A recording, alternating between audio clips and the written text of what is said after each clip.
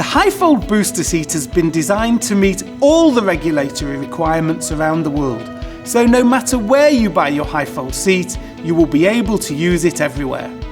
In the USA, hifold meets or exceeds NHTSA standard FMVSS 213. In most of the rest of the world, hifold is certified as a Group 2-3 Universal Child Restraint approved in accordance with the regulations UN ECE R44/04. Hifold has been designed for children weighing between 15 and 45 kilograms, that's 33 and 100 pounds.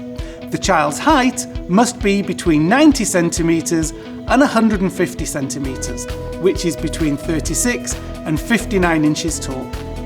Hifold is designed to be used by children who have outgrown their car seats with a 5-point harness and can sit in the booster seat properly for the entire duration of each trip.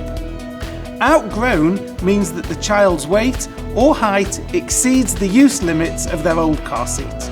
And sitting properly means that the child must remain seated without slouching under the lap belt, moving the shoulder belt under the arm or behind the back, or leaning forwards or sideways out of position.